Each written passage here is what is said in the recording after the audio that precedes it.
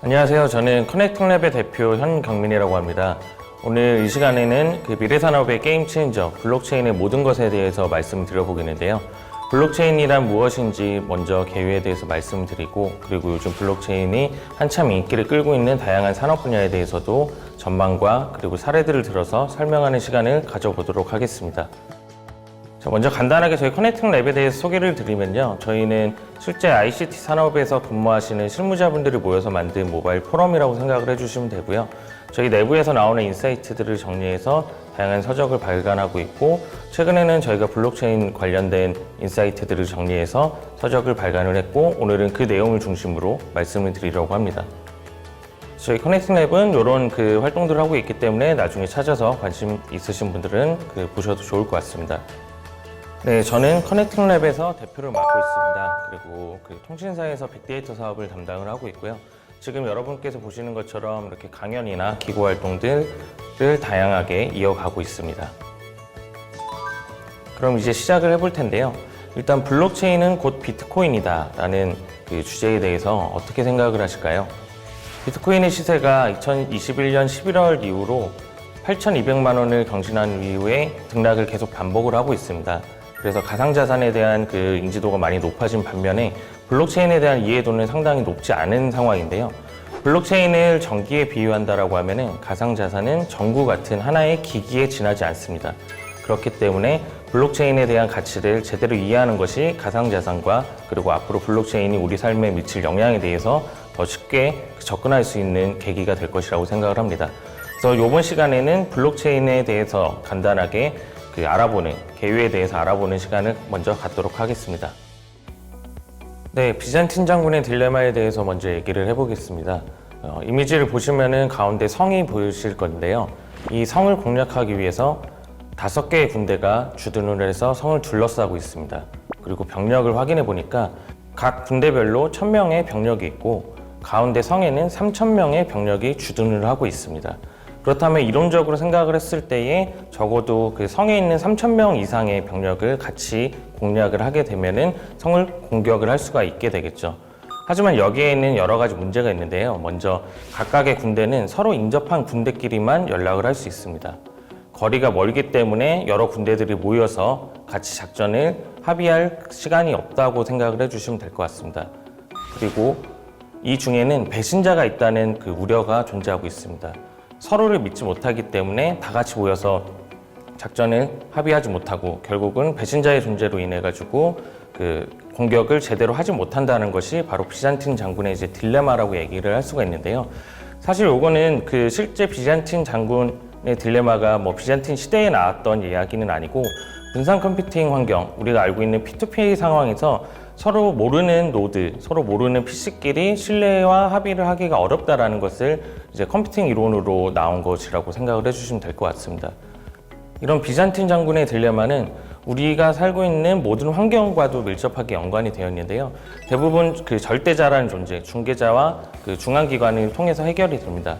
우리가 알고 있는 커머스 마켓, 11번가나 지마켓에서 물건을 구매할 때는 모르는 타인에게 물건을 구매하는데도 저희가 커머스 몰, 11번가, 지마켓이 거래를 중개해주고 거래를 제공을 해주기 때문에 물건을 구매를 할 수 있고, 은행에서도 어떻게 보면 모르는 타인한테 송금을 할 때도 은행이라는 존재가 거래를 중개해주기 때문에 송금을 할 수 있게 됩니다. 그래서 어떻게 보면은 이런 절대자라는 존재가 우리의 지금 시대의 모든 거래를 구현을 하고 있다라고 생각을 해주시면 될 것 같습니다. 블록체인은 사실 이런 절대자, 중개자, 중앙기관에 대비되는 모든 존재들을 제외를 하고 우리 실제 노드들끼리 거래를 구현하자는 사상에서 출발했다고 보시면 될 것 같은데요. 지금 화면에서 보이는 것이 블록체인을 간략하게 이미지화한 그림이라고 보시면 될 것 같습니다.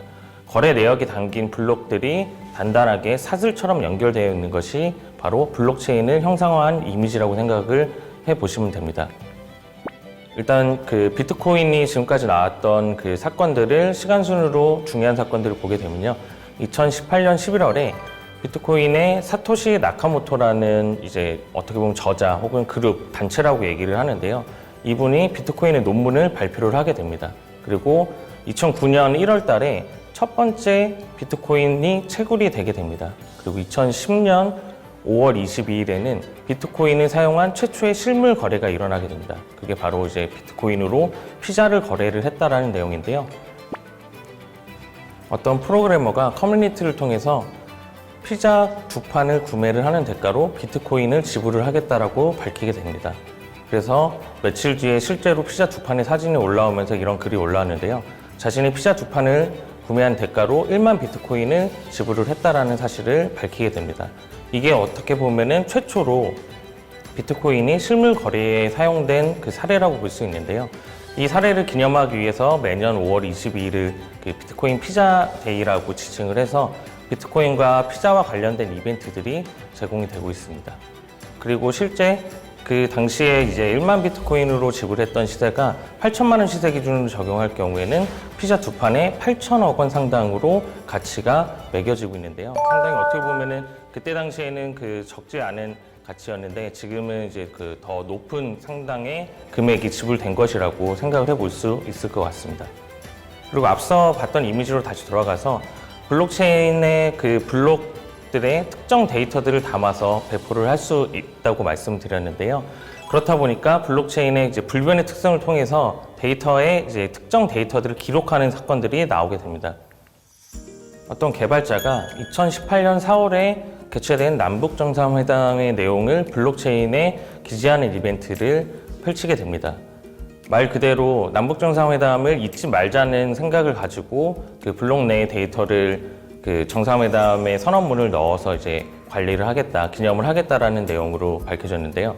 실제로 이 사례 외에도 중국 내에서는 한참 미투 운동이 일어났을 때에 언론에서 미투 운동을 제대로 다루지 않기 때문에 그 블록체인의 블록에 이제 데이터 내용을 담아서 배포를 하면서 그것을 알리는 사례들도 많이 나타나기도 했었습니다. 블록체인은 거래 내역과 기타 정보들을 담아서 순차적으로 연결이 되는데요. 거래 내역 자체 외에 그리고 블록 내의 앞전 블록 내역에 이제 해시의 값이 연결이 되어 있기 때문에 어떻게 보면 시간 순서대로 순차적으로 연결이 된다라고 할 수 있습니다. 그리고 이런 블록들은 한번 연결되면 다시 취소되거나 블록의 연결을 해제할 수 없기 때문에 한번 연결된 블록은 영구적으로 계속 보존이 된다라고 생각을 해주시면 됩니다. 이렇게 연결된 블록체인들이 모든 사용자들에게 동등하게 배포가 되는데요. 거래에 참여하는 모든 사용자라면 누구나 전체 블록체인의 원장을 확인을 할 수 있습니다. 이런 블록체인을 통해서 중개기관 또는 중앙기관 중심의 기존 거래 방식을 변경을 하는 것이 가능한데요. 왼쪽에 보이시는 이미지를 보시면은 기존의 거래 방식이라고 보시면 됩니다. 모든 거래에는 중개기관, 중앙기관이 존재하기 마련인데요. 앞서 설명드렸던 것처럼 그 송금을 위해서는 그 거래를 중개하는 은행이 필요하고 우리가 온라인에서 물건을 구매하기 위해서는 오픈마켓의 존재가 필요하기 마련이죠. 이렇게 중개기관이 모든 거래를 중개를 하는 방식은 상당히 우리의 삶에 간단한 그 편의성을 제공을 합니다. 뭐 상대방을 믿고 믿지 않고의 문제를 떠나서 단순하게 거래를 쉽게 할 수 있다는 것이 있는데요. 그렇다고 이 중개기관 방식의 거래가 완벽하다고는 볼 수 없습니다. 몇 가지 문제점에 대해서 말씀을 드리면요. 일단 데이터 보안 문제가 발생할 우려가 있습니다. 아무리 견고하고 튼튼하게 만들어 놓은 방패라도 쉽게 뚫릴 수 있는 상황이 오기 마련인데요. 우리가 알고 있는 뭐 다양한 통신사라든가 유통사, 카드사, 예전에는 정부가 운영하는 아이핀까지 정보 유출 사건이 일어났던 적이 있습니다. 그래서 뭐 특정 아이디와 비밀번호, 주민번호들이 유출됐다 이런 내용들을 많이 봤을 텐데요. 이게 어떻게 보면은 모든 정보가 그 중개기관, 중앙기관에 다 집중되어 있기 때문이라고 생각을 해보시면 됩니다. 그리고 두 번째는 데이터 조작의 우려도 있습니다. 관리자에 의해서 이제 데이터가 조작되는 경우들이 존재하는데요. 어떻게 보면은 부정부패에 운영되는 뭐 횡령이나 배임 같은 사건들이 여기에 해당한다고 할 수 있습니다. 이런 사건들은 사실 내부자의 제보나 아니면 규제당국의 조사 없이는 일반인들이 전혀 알 수 없기 때문에 더 위험하다는 특징도 갖고 있습니다. 그리고 마지막으로는 이 중개기관으로 인해서 상당히 편리하긴 하지만 거래의 시간과 비용이 증가한다는 점도 있습니다. 우리가 온라인에서 쉽게 물건을 구매할 수 있는 것은 앞서 말씀드렸듯이 11번가나 G마켓 같은 오픈마켓이 안전거래라고 하는 에스크로 서비스를 제공을 하기 때문인데요. 제3자가 중개해주는 거래 방식은 안전합니다. 하지만 수수료라는 것이 부담이 되죠. 그리고 물건을 직거래로 사는 것보다 아무래도 시간까지 더 가중이 되기 때문에 이런 부분들이 기존 거래 방식에 어떻게 보면 공통적인 문제점이라고 할 수 있습니다. 반면에 블록체인을 이용한 거래에서는 기존 거래 방식과 많은 차이가 나게 됩니다. 일단 이미지에서 보시는 것처럼 가운데에 보이는 그 중개기관의 존재가 보이지 않죠.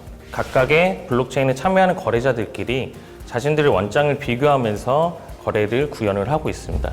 이 거래 방식을 비트코인을 송금하는 과정을 예로 들어서 한번 설명을 해 보도록 하겠습니다.